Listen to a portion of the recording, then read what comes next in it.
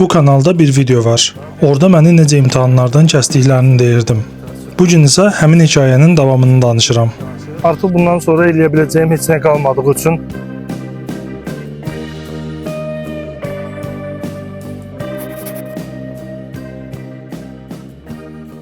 sonunda IT House Building'unu bitirdim.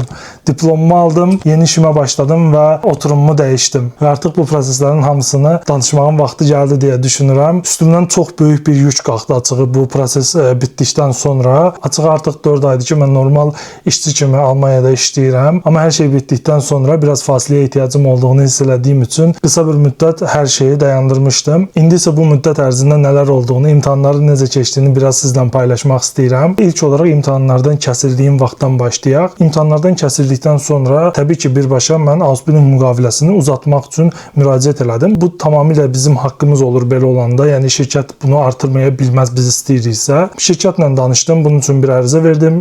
Onsuz da şirkətin bundan bağlı hər hansı bir problemi yox idi. Şirkətlə danışdım. Sürətli bir formada yeni bir müqavilə hazırladılar. Yəni uzatmaq üçün yeni bir müqavilə hazırladılar və bu müqavilə ilə miqrasiya qurumuna müraciət elədim və oturumumu uzatdım. Nəyə görə oturumumu uzatdım? Çünki sizin oturum izninizin müddəti əsasən Ausbildung müqaviləsinin bitiş tarixinə görə olur. Məndə də bu formadaydı. Ona görə birbaşa müraciət elədim və oturumumu uzatdım 6 ay üçün. Bundan sonra mənim çox uzun bir müddət vaxtım olmadığı üçün və qış imtahanında yenidən imtahanları vermək istədiyim üçün Ausbildung imtahanı üçün yenidən qeydiyyatdan keçdim və daha sonrasında şirkətlə danışdım. Yeni bir bitirmə proyekti aldım. Yəni yeni bir proyekt verdilər mənə. Əslində bu diplom işi sayılır. Almaniyada bəzi Ausbildunglarda, xüsusilə də IT peşələrində çox önəmlidir. Əslində mənim bundan əvvəl də kəsdikləri yerdə elə diplom işi idi. Ona görə sürətli formada bu arada kəsildiyinizdə yeni bir proyekt götürməlisiniz. Sıfırdan hər şeyi eləməlisiniz. Tamam fərqli bir mövzuda. Ona görə yeni bir proyekt verdilər. Sıfırdan yeni bir proyektə başladım. Bu arada Ausbildung imtahanlarla bağlı qısa bir məlumat verim. Bütün Ausbildung peşələrində AP1 və AP2 olur. Yəni bitirmə imtahanı 1 və bitirmə imtahanı 2 kimi. IT peşəsində isə burada AP2-in içərisində, yəni bitirmə imtahanı 2-nin içərisində əlavə olaraq diplom işi də var burada. Bunu ümumiyyətlə belə fikirləşə bilərsiniz ki, imtahan 100%likdir. Sizin verdiyiniz birinci imtahan AP1 ümumi 100%-in sadəcə olaraq 20%-ni təşkil eləyir. Daha sonra AP2 yazırsınız. Yazılı imtahanı nəzərdə tuturam. Burada 3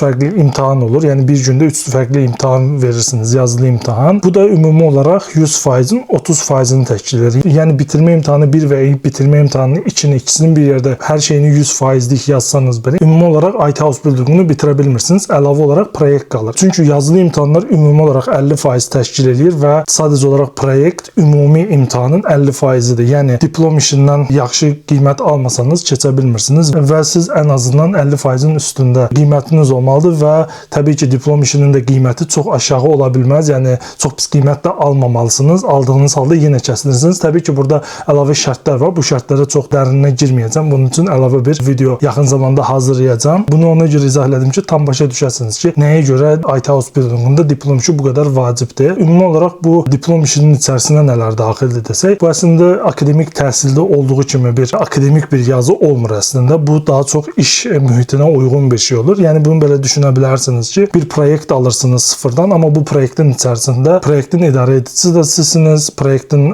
analiz edən də sizsiniz, proyektin testeri də sizsiniz, dokumentasiya yazanı da sizsiniz, proyektin developeri də sizsiniz. Yəni bütün hər tərəfli proyekti başdan sıfırdan və sona qədər bütün hər şeyini siz edirsiniz və bu proyekt üçün də xüsusi şərtlər var təbii ki. Nələr necə eləməlisiniz, amma imtahan konseptində belə bir şey var ki, siz bunu yazılı imtahan vaxtına qədər bunu dokumentasiya halında yazıb verməlisiniz, təqdim etməlisiniz, diplom işi kimi yazıb verirsiniz və yazıb verdikdən sonra sizə əlavə olaraq bir termin verirlər, yəni bir görüş təyin edirlər, imtahan günü təyin edirlər, şifahi imtahan günü və siz oraya getdiyinizdə sizin yarım saat vaxtınız olur. Siz bu yarım saatın 15 dəqiqəsini diplom işinizi prezentasiya edirsiniz və digər 15 dəqiqəsində isə sizin 3 il ərzində öyrəndiyiniz hər şeydən sual verə bilirlər və yaxud da ki sizin proyektinizlə bağlı suallar verirlər. Burada əsasən proyektlə bağlı suallar olur, amma hər hansısa bir də sual verə bilirlər. Çünki sizin onsuz da dokumentasiyada yazdığınız şeylər Ausbildung'un birinci ilindən sonuncu ilinə qədər öyrəndiyiniz hər şeyi əhatə eləyir demək olar ki, ona görə də yəni demək olar ki, hər şeydən sual verə bilirlər. Mən də kəsdikləri nöqtə şifahi imtahan qismi idi. Mən bu səfər qədər çox hazırlaşmasam da oturub sıfırdan yeni bir proyektimi yazdım, hər şeyimi hazırladım, prezentasiyamı elədim və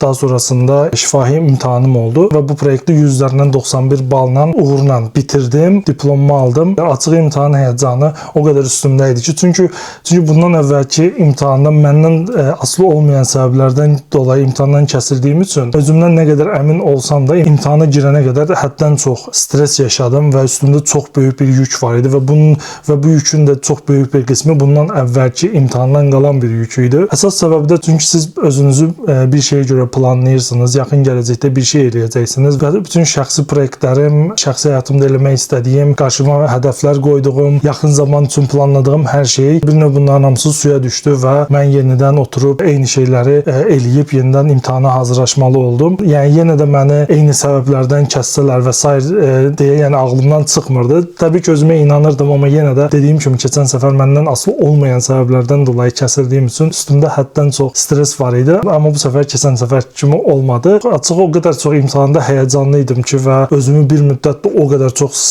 sıxırdım ki, imtahanda hər şey bitdi. Mənə dedilər ki, okey, sən çıxa bilərsən çölə.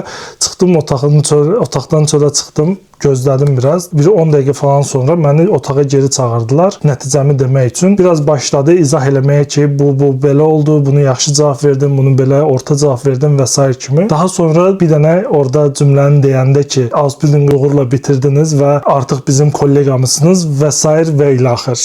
Və o və s. və ilə axır qismi məndə artıq yoxdur. O an artıq yəni mənim üçün ətraf bulanıqlaşdı və üstümdən elə bir böyük bir yük qalxdı ki, o an artıq heç nəyi düşünə bilmədim. Hər şey artıq yəni açığı xatırlamıram da orada ondan sonra nələr oldu. Yəni ondan sonra çox sevincli bir şəkildə oradan çıxdım və hələ də üstdən bir neçə ay keçməyinə baxmayaraq hələ də bununla bağlı biraz da həyəcanlıyam bunu danışarkən. Üstümdə bu qədər təzyiqin olması və məni nəyin gözlədiyini bilməmək açığı dəhşət çox məni stresə salırdı və içəri məni geri çağırıb imtahandan keçdin dedikləri anda mənə bir an əlim ayağım boşaldı. Yəni ondan sonrası heç nəyi xatırlamıram. Sadəcə olaraq hər şey üçün təşəkkür eləyib əlimdəki kağızı götürüb otaqdan çıxdım. Açığı yəni belə deyim, həmin anda sizə diplom vermirlər bu arada. O an sizə sadəcə olaraq bir dənə kağız verirlər. Əgər imtahandan kəsildinizsə kağızın rəngi sarı olur. Əgər imtahandan keçmisinizsə kağızın rəngi mavi olur. Sadəcə olaraq üstündə də bir dənə ya imtahanı keçdin olur ya da ki keçmədin olur. Yəni 2 dənə işarə olur. İkisindən biri seçili olur. Yəni çox da böyük bir şey deyil, amma bunu aldığınızda yəni diplomu almış kimi çox sevinirsiniz təbii ki. Bu arada siz əgər imtahandan keçdiniz, həmin an Ausbildung müqavilənizin nə qədər davam edəcəyinin heç bir əhəmiyyəti yoxdur. Yəni həmin an sizin Ausbildungunuz hüquqi olaraq bitmiş olur. Full time işçi olaraq işə başlaya bilərsiniz sabahsı gündən. Mən də artıq əlimdə kağızla sabahsı gün şirkətə getdim və təqdim elədim sənədimi və rəsmi olaraq mənim Ausbildungum bitmiş oldu. Bundan sonra təbii ki mən miqrasiyaya müraciət elədim, oturumumu dəyişmək üçün, yeni iş üçün və s. Bunlar haqqında ümumiyyətcə başqa videolar çəkəcəm. İşçi vizasına necə keçilir, işçi vizasının tələbləri nələrdir, hansı proseslərdən keçirəm, bu proseslərin hamısından bağlı detallı videolar çəkəcəm. İHK-dan həmin günü imtahandan keçdin kağızını aldıqdan sonra hardasa 2-3 həftə sonra sizin İHK səhifənizdə buna Açub Info Center'da deyilir. Həmin səhifədə sizin şəxsi profilinizdə 2-3 həftə sonra sizin elektron diplomunuz artıq orada sizə göndərilir PDF formatında. Həmin sertifikatı aldıqdan 1-2 həftə sonra da sizə poçtla gəlir. Sizə bu formada göndərilir və içərisində sizin hüquqlarınızı izah edən bir dənə kağız olur və onun arxasında imtahan nəticələriniz paylaşılır və sizə bu formada diplomunuz verilir. Bu arada məndə burada 3 dənə diplom var. Bu niyə 3 dənədir? 3 fərqli dildədir əslində. 3 dənə diplom biraz səhv oldu əslində. 3 fərqli dildə diplom aldım. Əslində İHK mənə bunu bir dildə göndərmişdi, Alman dilində göndərmişdi. Amma bu sizin hüququnuzdur ki, İngilis və fransız dillərində də istəyə bilirsiniz. Əslində bunu sizə göndərdiklərində də orada əgər hüquqlarınızı oxuyursunuzsa orada da qeyd olunur. Mən də bunu oxuduğumda dedim, okey, yəni belə bir fürsətimiz varsa elə birbaşa ingilis və fransız dillərində də alım. Gələcəkdə ingilis dili və yaxud da ki fransız dilində lazım olarsa onu tərcümə etdirməkdənsə elə birbaşa əlimdə İHK-dan aldığım ingilis və fransız dilləri də olsun. Buna görə də onu da əlavə olaraq maillə İHK-ya yazdım və daha sonra mən açığı imtahanda nələr səhv eləmişəm və yaxud da ki tam olaraq neçə bal almışam hər şeydən bunların hamısını öyrənmək üçün əlavə bir görüş də götürmüşdüm. Daha sonra orada gedib bütün nəticələrimə baxdım, bütün qeydlərimi aldım. Bu detalların hamısını birləşdirib götürüb sizlə paylaşacağam təbii ki. İmtahanlar necə olur, imtahanda nələr düşə bilir, necə hazırlaşmaq və s. lazımdır. Ona görə dedim ki, imtahan nəticələrimi də götürüm ki, daha dəqiq bilim ki, hansı tərəfdə səhvlər eləmişəm. O səhvləri də düzəldərək sizlə paylaşım. Ümumi olaraq mənim imtahan prosesim bu qədər idi. Ausbildung imtahanlarının sonuna gəldim və bu xəbərdə istədim sizlə paylaşım. Son olaraq da bir şey demək istəyirəm ki, Bəzən insanın həyatında elə bir mərhələ olur ki, hər şey dayanmış kimi görünür. Planlar pozulur, vaxt uzanır və gələcək susur. Amma illər sonra geriyə baxanda başa düşürsən ki, o dayanma nöqtəsi əslində dönüş nöqtəsi imiş. Ausbildung mənə bu illər ərzində çox şey öyrətdi və çox şey ilə sınadı. Sonda onu deyə bilərəm ki, hər şey həmişə planladığımız kimi getmir. Amma bu hər şeyin pis bitəcəyi demək deyil. Bəzən gecikir, bəzən isə çətinləşir. Amma əgər davam edirsənsə, nəticə dəyişir. Bu gün isə mənim üçün bir hekayənin sonu və başqa bir hekayənin başlanğıcıdır. Artıq davam etməyə yox, irəliləməyə hazıram.